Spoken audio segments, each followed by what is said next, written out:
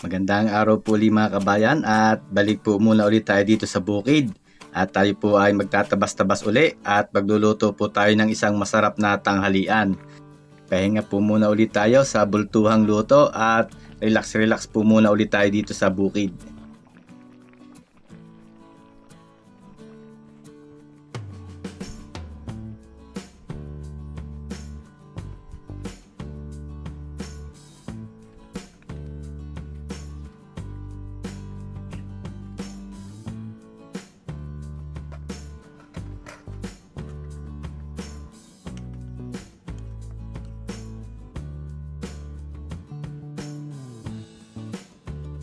Dan! Woo! Pwede! Dan, kakain muna. Mamaya uli yan, kakain muna tayo tanghalian. Pwede. Aray, naghahin na ako. Kasama po ulit natin ang Farm Boys, si Pisang Arnel at ang Kuya Ide.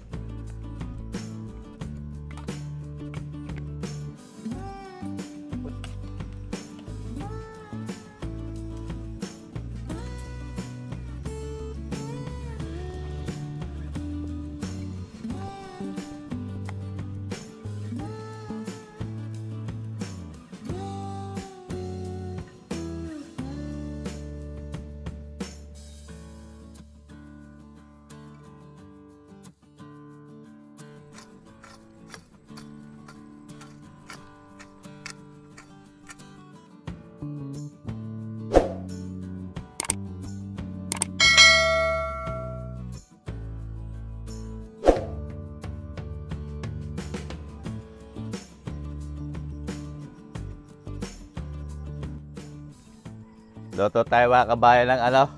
Meron tayo ditong pata. Ayan, pinatadtad na natin. At luto tayo ng kare-kare. Pagluto natin ng Farm Boys ng kare-kare, may tayo pechay, talong at kukuha pa kami ng puso. Ilaga muna natin itong ating ano, pata. Palambutin na natin para masarap ang tanghalian namin ni na Kuya Ide at ng Farm Boys. Dito tayo magluto sa butin. Yan. Asa pisang takip natin na rin. Yan. Hawa-hawa mo konti. Lagyan natin ng asin.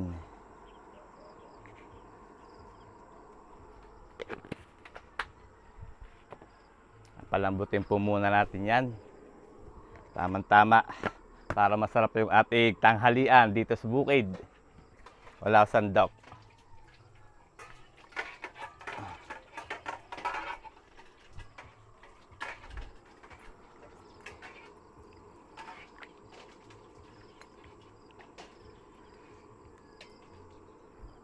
Isan. Takluban natin. Yan, para mabilis lumambot.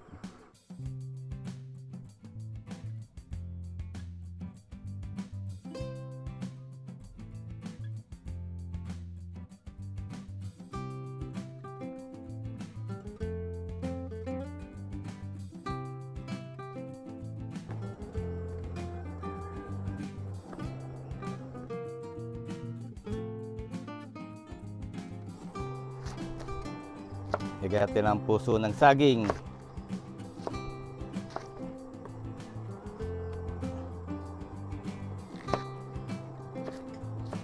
Sinungkit ni Kuya Ide.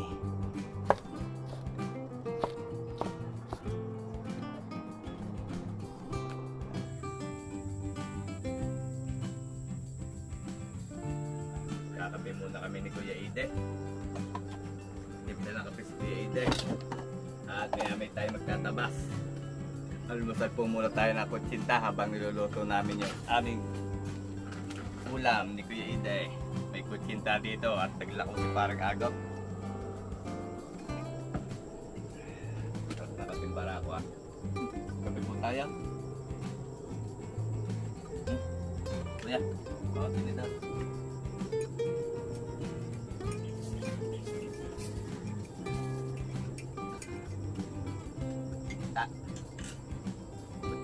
May yema. Hindi na yata uso ko yung hindi ngayon ng niyog. Ano? Hindi na nilalagyan ng niyog.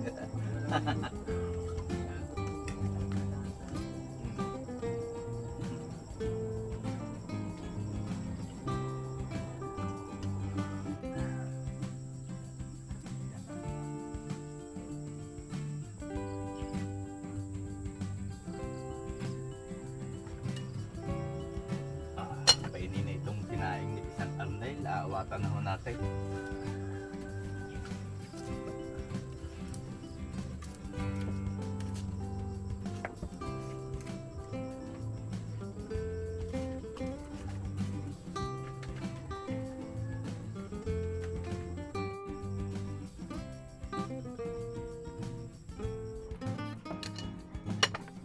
Yan, katungan natin na rin. Ililipat natin din yung ano, luto na sinain. Dilipat ko dyan yung ano. Lipat po natin. Dito sa mas malakas ang apoy.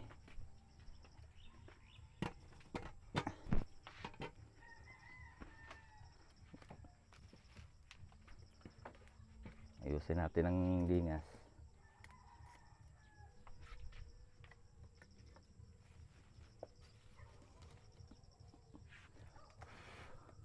Ihip.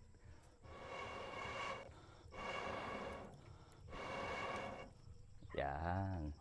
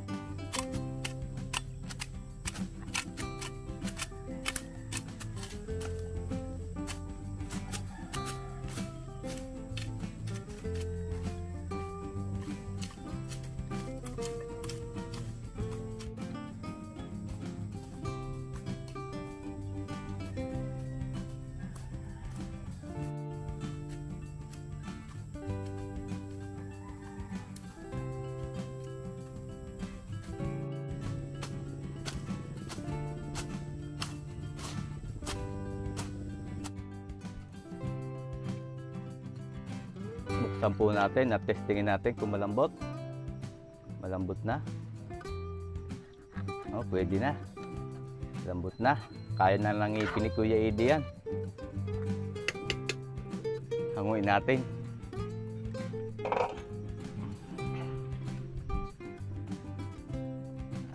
Lagay natin dito.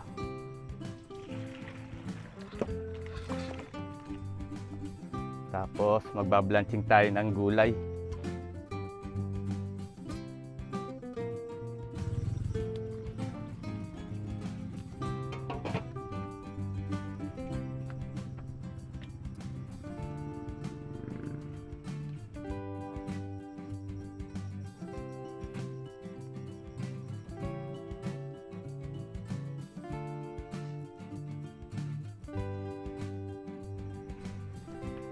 Nagpakuluhot tayo ng tubig. Blanching natin yung gulay. Lagyan tayo ng asin. Unahin natin itong puso ng saging.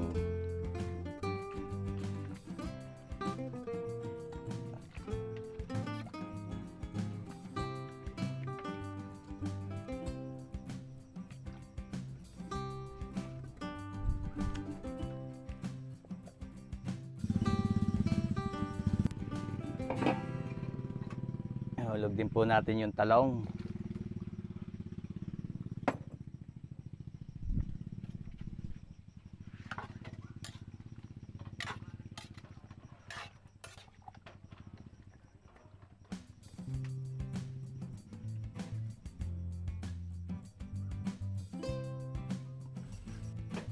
Ilagay na rin po natin yung pechay.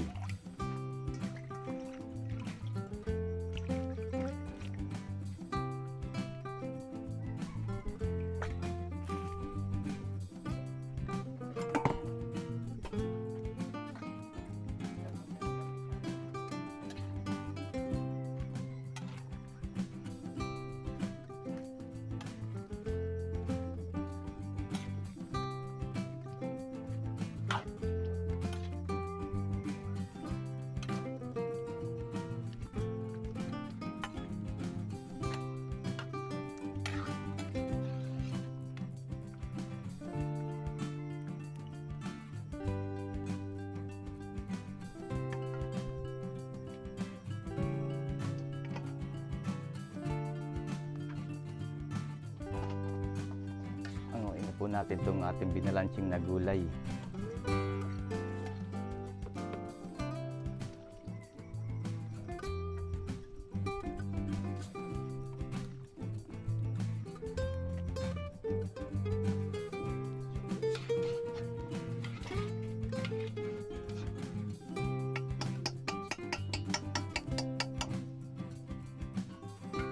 Agisa na po tayo. Lagay tayo mantika. Lagyan natin ng atsuete oil. Atsuete powder para magkaroon tayo ng atsuete oil.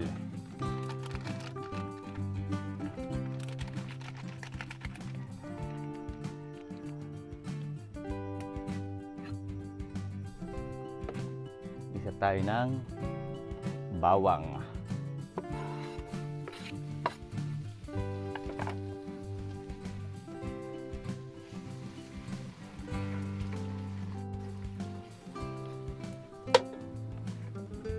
Sibuyas.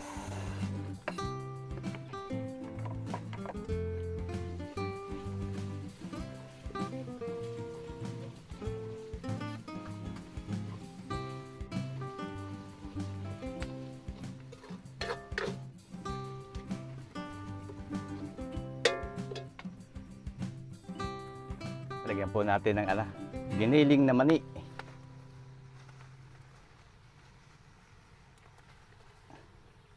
Tunawin natin yung giniling na mani.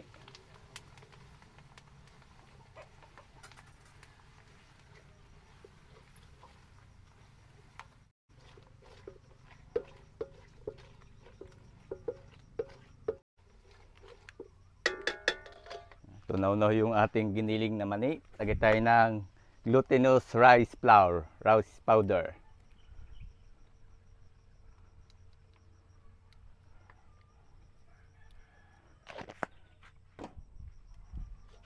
Haluin po natin.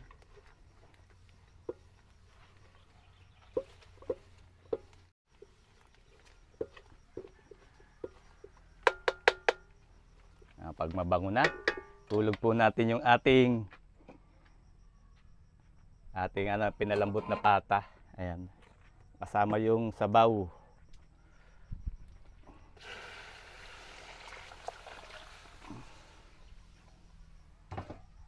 Haluin lang po natin at yan ay lalapot pag naluto na yung sauce.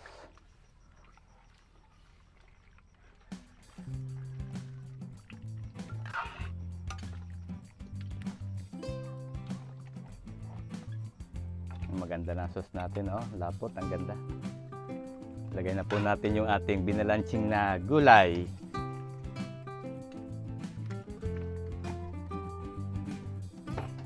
Konting kulo na lang to. At pwede na kumain ng farm boys. Pinagluto natin sila ngayon isang masarap na tanghalian. Kare-karing pata ng baboy.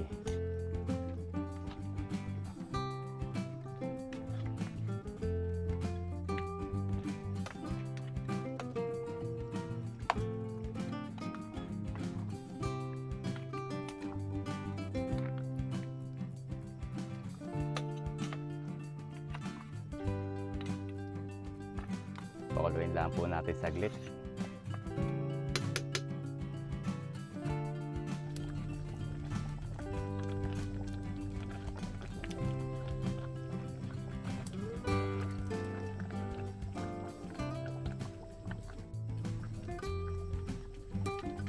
Tikman po natin kung magdadagdag tayo ng okay na. Sarap na. Hindi na po tayo magdadagdag ng alat at yung ginamit nating pata na kaldo ay may lasa yun. Saktong-sakto na yung kanyang alat. Hindi natin dapat paalatin to at meron pa tayong bagoong alamang nasa usawa nito. Okay na itong ating maghahain na lang ako at tatawagin ko ng farm boys para makapananghalian na po.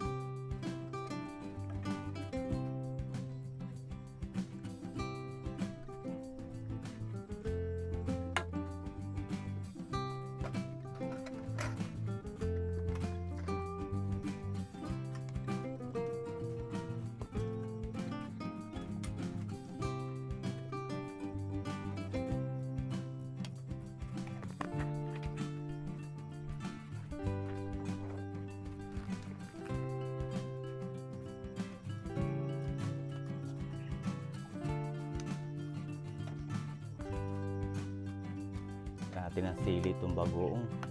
Tapos kalamansi.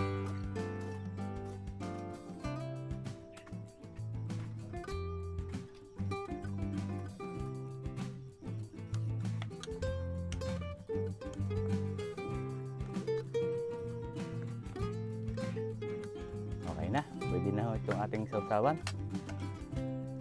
Dan! Woo! Pwede! Dan, kakain mo na. Mamaya uli yan, kakain mo na tayo tanghalian. Pwede. Aray, naghahin na ako.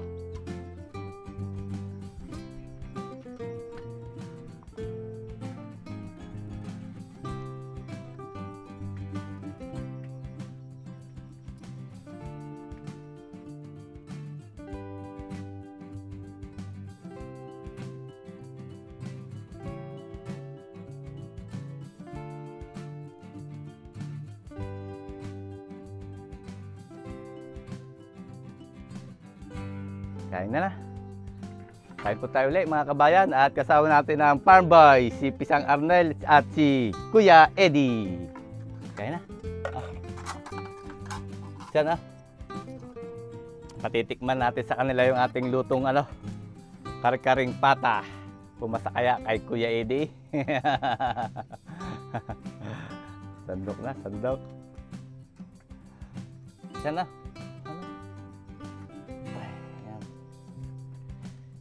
Kain po tayo mga kabayan.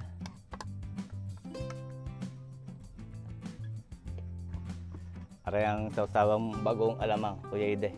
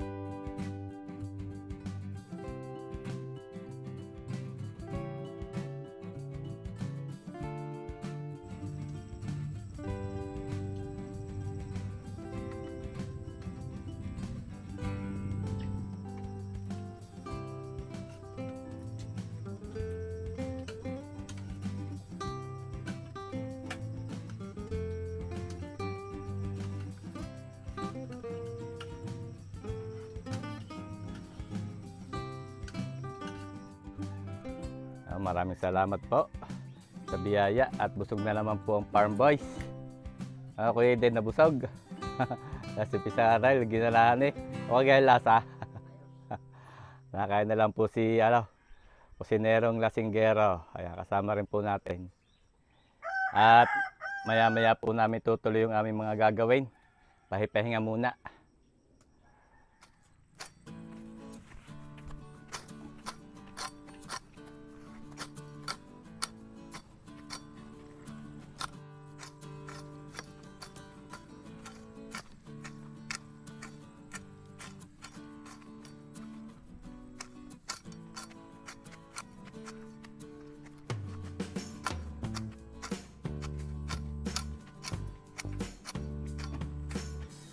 Mga kabayan, kami ay magtatabas-tabas muna ulit.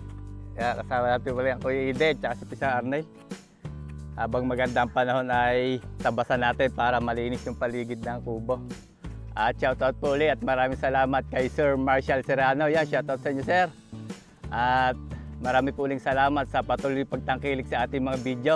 Ingat po palagi tayong lahat at God bless po sa ating lahat. Sana po ay magkita-kita tayong muli sa susunod ko pang mga videos.